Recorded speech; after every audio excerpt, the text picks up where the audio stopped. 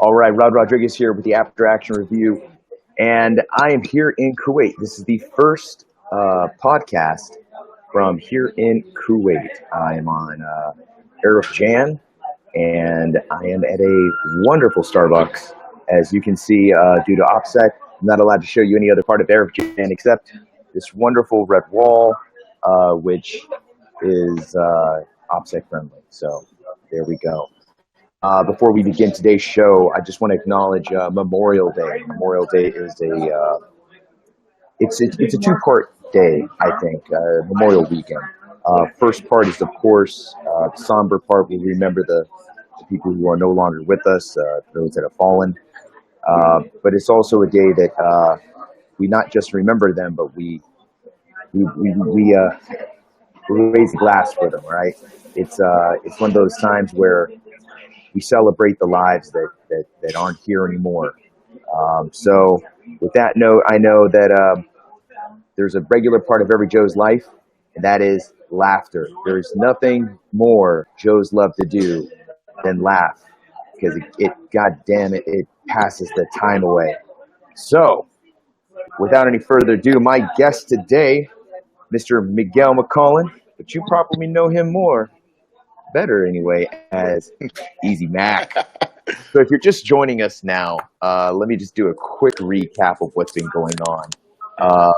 We have been fighting the Murphy's Law monster like a mother.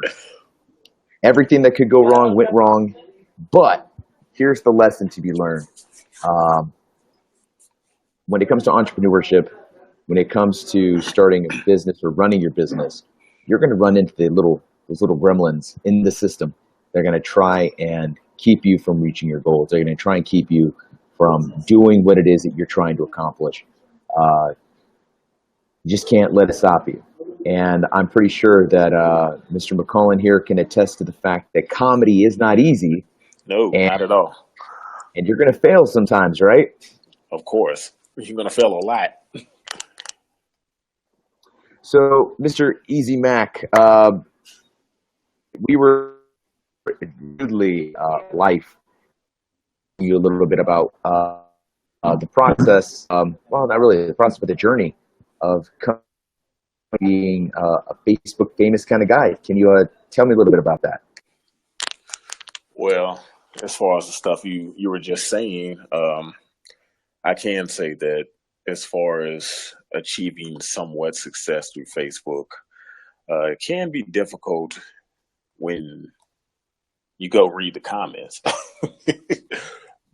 Like trying to deal with what people actually say about you. Sometimes you get negative, sometimes you get positive criticism, but that comes with everything. But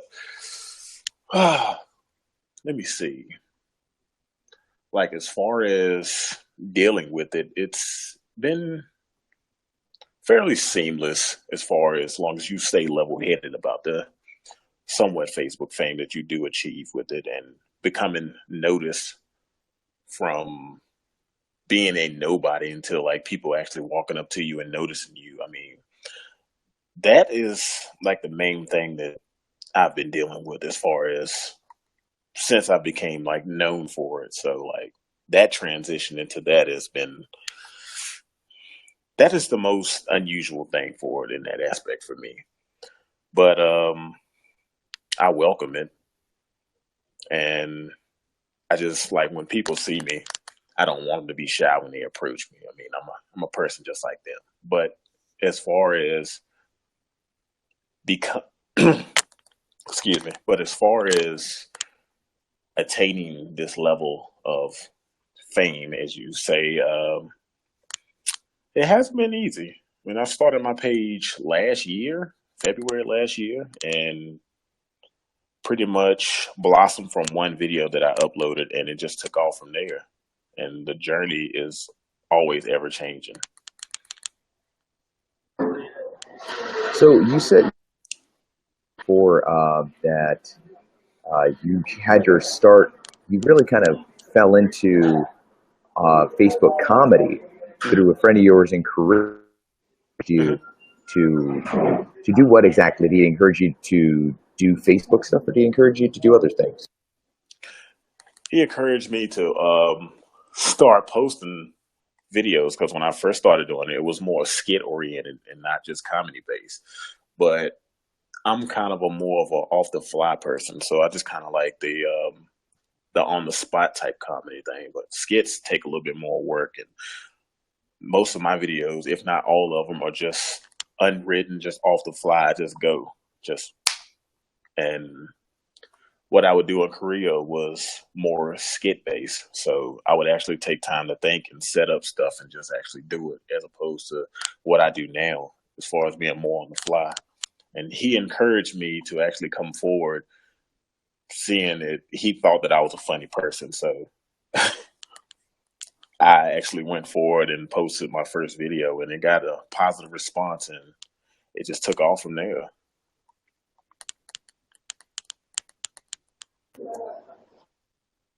So, a lot of your comedy I've noticed is it's not really sketches, and I know you've done a few sketches, Hmm. but a lot of it seems to be more in the line of monologues and what I would consider almost like a stand-up comedy routine.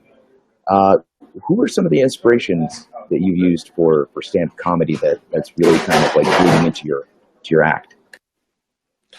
Kind of an inspiration as far as like my favorite comedians would be Dave Chappelle and Bill Burr. They really affect me because I like the way that their comedy style is. And like if you go and check out these guys, I think you will see a little bit of what I do in them.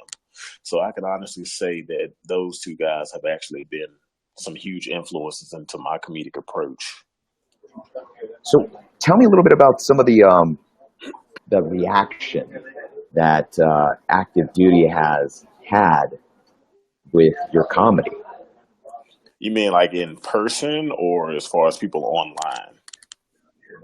Well, I guess I'm looking at more like how has your chain of command reacted to your online celebrity? Well, as far as my chain of command, the funny story is my sergeant major right before I went to my promotion board. He had brought my sponsor into the room, and I had my head against the door, and I was listening in, and he was like, "How do you think people will react to him being an NCO and doing these videos?" And then my sponsor was like, "He's very good. He's very good. It wouldn't affect like his work or anything like that." And this was coming from my sergeant major, who was the president of the board that day, and the funny part is they asked me 5 questions, and the last question I remember First Sergeant Smith asking me if someone made me mad, would I talk about them in a video? And I told her no.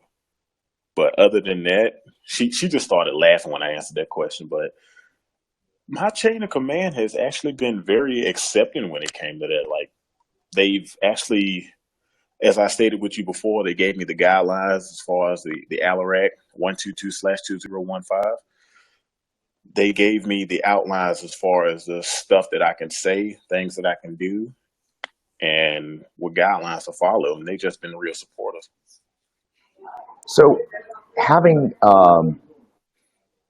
having that, I wouldn't necessarily. Do you consider that a blessing from your chain of command? Do you feel like they're saying do it, or is it more like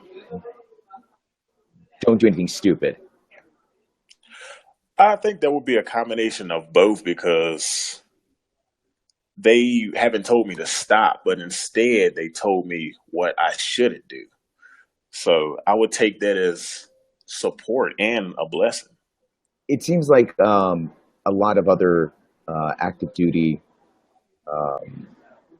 or even veteran, well, mostly active duty comedians, and some veteran comedians that have very public jobs. There's always that fear that you're going to kind of step on it a little bit. Hmm. Um, how are you treading through that? I mean, there's a certain amount of risk that you take with every video that you make, Of every course. laugh and every follower. How are you mitigating some of the risk involved in, balancing your career and this burgeoning comedy lifestyle? Well, I know a lot of the stuff that I say, do online is treading the line very thin as far as some of the things I say. But as far as what I do to mitigate that, I actually do put some thought into what I'm going to talk about. If anything is planned, it's what I'm going to talk about. What I say after that isn't. But I do make sure that I stay within certain lines, not cross those lines as far as like I don't try to bring up any like race, religion, or anything like that that would be something that would set off a wildfire that would be uncontrollable. I don't get into those kind of things. I try to keep it very, if not military based, or it's very, how can I say this? I like to observe like everyday activities. I like to touch on those kind of issues and stuff like that. But as far as stuff that may be like too taboo, I don't like to get into that because that's where you can really step on people's toes as far as that. And when you get a lot of attention like that, that's when your chain of command, even if they do support you, would tell you you need to stop. You got to break it down because that perception right there would be like if they think you're doing something malicious as far as like belittling religion, race, or anything of that nature that may seem like you could start like I said before, a huge wildfire, like a problem or something, then they will come in. But that's why I stay away from that stuff. That's awesome. I think it's really cool how they're giving you that room Hmm. to kind of express yourself, and that's something you don't really expect out of the military to support that level of creativity and outspokenness. Hmm. An interesting thing, I actually attended the town hall meeting with Sergeant Major of the Army. He had came to Fort Bliss. I want to say it was 2 months ago, and he actually spoke about service members on social media. It was the pages that he did bring up were Duffel Blog and U.S. Army What the Fuck moments, and he doesn't like those guys. But as far as me, Yusha Thomas, Amuse, a combat veteran, John Burke, any of these guys, we didn't come up as far as when he went on to his little, I wouldn't say rant, if you will, but his discussion about service members online. We didn't come up in that conversation. And I think it's partly because we don't use memes of him on any of our pages. And that's typically one of the focuses of those pages, like one of the ones that he has stated. Like he doesn't like that they use his image as far as the butt of their jokes. I want to talk a little bit about your your movement into branding yourself. So you've gone from using your name, your Miguel McCullen, into becoming Eazy Mac, and Hmm. with that comes this branding of who you are as an entertainer. Um, how deliberate would you say that was, and what are you doing now to um, push this brand forward as an entertainer, apart from who you are as a soldier?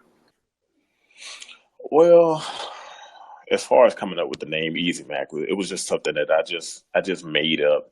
It seemed snappy and it just caught, so I just left it. And as far as branching out and branding, I've been trying to get into like as far as creating merchandise because my logo, the Buck Sergeant logo that I just recently created when I was promoted because I needed a new logo. I just couldn't keep the specialist thing going. But when I created that logo, I had a buddy of mine come forward and tell me that they saw somebody who took that logo and made a sticker and put it on the back of their car. And they're in California. So that actually made me think that maybe I could branch out and make like logos, like on shirts, different kind of merchandise and things like that. I've also spoken to Yusha Thomas about that, and he's given me a lot of insight on how to get started on that. So I've just been waiting until the time was right to actually dive into that aspect of branding and branching out. So I'm just waiting on the perfect time and seeing that I'm deploying soon. I don't think that'll be a right time to actually do that right now, being away because I want to be hands on when it comes to that. That's definitely a challenge in terms of securing your logo and making sure that it's unique and that it's Hmm. your own. Hmm. Um, Now, when it comes to perfect timing, Hmm. um, I think that's often an issue for a lot of entrepreneurs, in Of that course. we're always kind of waiting for that moment that we feel is the right moment to strike. Hmm. Uh, but oftentimes that moment's going to pass us by, and maybe that perfect moment doesn't come when you expect it to, or it doesn't show up the way you thought it was going to. Hmm. Are you ready to pounce? Are you ready to jump on that moment when it presents itself? Oh, of course I am. Of course I am. And I'm also aware of the following that I have and the people who constantly give me support and say they would actually be more than willing to actually purchase any merchandise that I create. So I think once I'm starting to get the feedback and people saying, when you gonna create shirts and stuff like that, I think the time is near. I just want to be more hands on to be able to steer that boat in the direction that I want it to go as opposed to just jumping out and then creating a bunch of merchandise and nobody buying it. Because then I'm like, okay, what am I going to do with all these shirts and mugs and stuff like that? So I don't want to get caught up in that. But as far as the timing, I think I'm there. I just need to execute. The process of comedy, as far as I understand it, is not something that is off the cuff usually. I very much doubt that you just kind of jump into jump in your car and just try and say funny things off the top of your head. Hmm. How important is writing in your process of creating that comedy that's going to feed into your merchandising and your branding? Hmm. Well, this is kind of a difficult question to answer because I kind of just jump into the car and just kind of go off the top like that. It's kind of funny, but uh, I don't know because a lot of the stuff that I do, I don't write at all. I just come off like I have a. It's kind of a just a knack for it, as far as just finding my way, as far as what to say next and what I think would make people laugh. So, as far as and I would like to touch really quick on the merchandising Hmm. piece. And you're absolutely right about there's a legitimate fear inherently tied to creating merchandise, Hmm. especially since it's it's a risky thing. You're putting Very a much. lot of capital up. Yeah, you're putting capital up into something that you're trying to sell out there, and there's probably a lot of competition in terms of that. But Oh yeah. I understand. I also get that you're trying to put yourself out there and creating new branches of exposure. Um, have you been looking at stand-up comedy? Doing do you do stand-up comedy? Do you do any live shows? Do you do open mics? I'm actually working on that. After this interview, I have a buddy of mine that I'm going to go work on some stuff with, work on some stand-up material with, and he reached out to me through my page last year in November, I want to say, and he had just moved to the El Paso area here, and he was asking me about stand-up. He's a stand-up comedian. I'm not. I haven't been stand-up. I just do the comedy thing online. But he was asking me, "Do you want to get into stand-up?" And when he brought it up, I thought about it. I was like, you know what? I give it a shot. And he's been wanting to work with me and like take me around to like comedy clubs around here and actually see what'll happen. So it's definitely something that I'm open to. What's your ultimate goal with your comedy, with Mhm. your Facebook fame?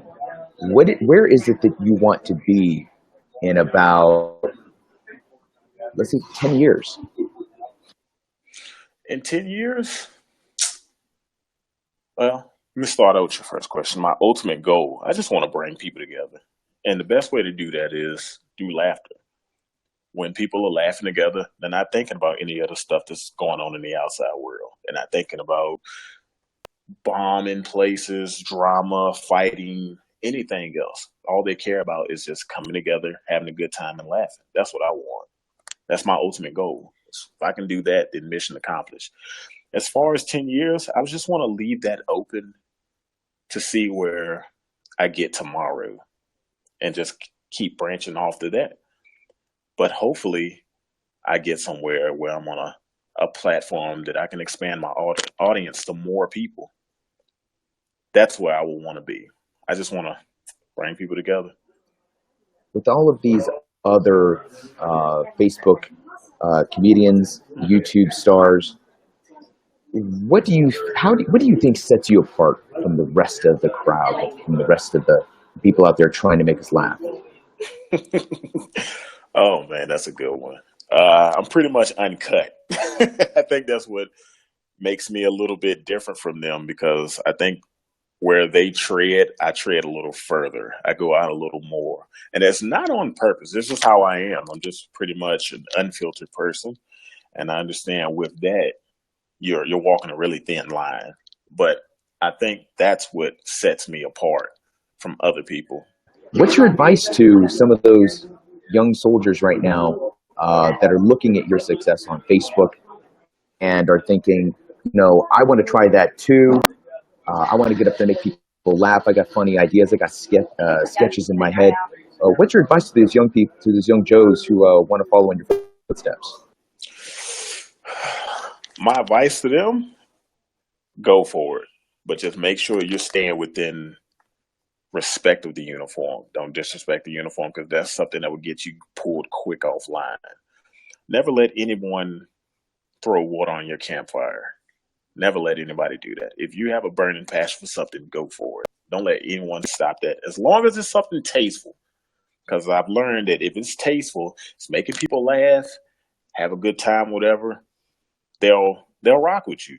They won't shut you down, and you'll more than likely have success in what you want to do as long as you get people on your side. But if you try to piss off enough people, I mean, that your ideal won't go that far. You have to at least get your audience where you need it to be in order for you to continue what you're doing. And if you just come out the gate just swinging wildly with ideas that's not sticking, then people won't, they won't rally behind you. But my ultimate piece of advice would be do what makes you happy, just as long as it's not offending anybody, because you know how people get offended nowadays. That's a whole can of worms that nobody needs to open. Now, speaking of pissing people off, just recently on your post, on your Facebook page, um, you kind of alluded, and I caught the post before it was removed, and I understand I understand why you removed it, but I am curious though. Um, you received some racially motivated Oh yeah, hatred oh yeah, on your Facebook page that had nothing to do with your comedy. It was just some a-hole being an a-hole. oh yeah. But that is definitely something that, as a comedian and as a person of color, you are Hmm. going to get no matter Of where you go and course, what you do. of course. How do you cope with that? And ultimately, what's your advice to people to deal with those kinds of things as they come? Well, how do I cope with it might not be the best way for anybody to cope with it. I can be an internet troll. So, like, if they mess with me, I mess with them back. I had this one lady mess with me.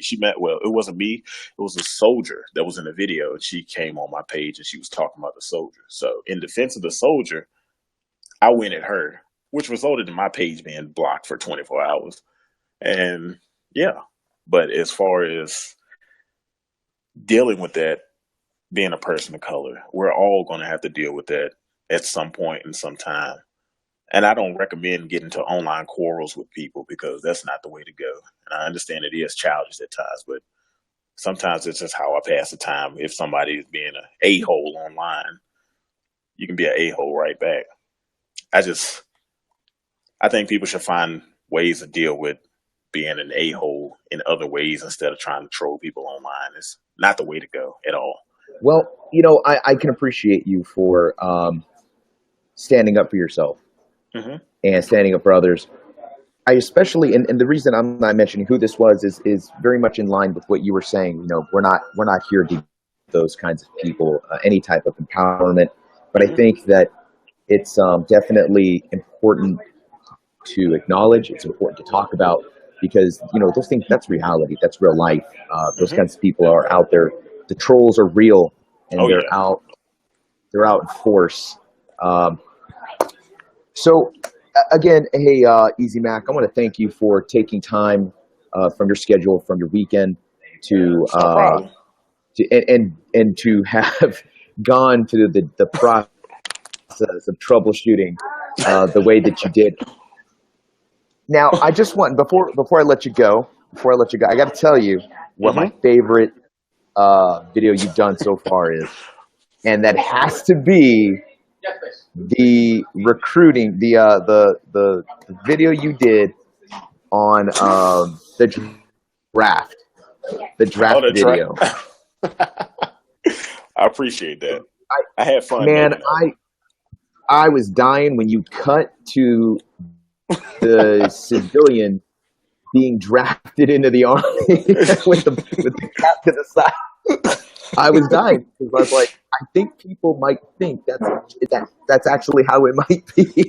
No, I hope not. I hope not. I hope they don't think that's how it We happens. hope not. But it's not. I mean, I've actually had that video on my Instagram. I just take like the section when I do that cut to that scene. I have that one, and it was reshared by a recruiter, and they captioned it. I hope civilians don't think this. If they do, call me. And he had his number there, and that's his recruiting office. So I thought that was awesome. But another thing that I like to do is I like to raise awareness that the Army isn't, you're not a full time like robot. You're allowed to be human. And I want people to see that we are human. We have sense of humor.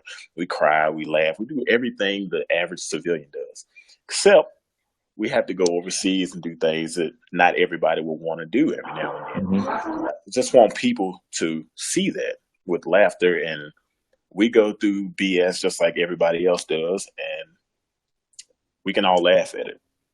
That's the main goal. Laughter. Well, I laughed my ass off, man, I and appreciate that. I'm sure that from what I saw, thousands of other people did as well. I want to thank you again for taking your time to be on the show, No and problem.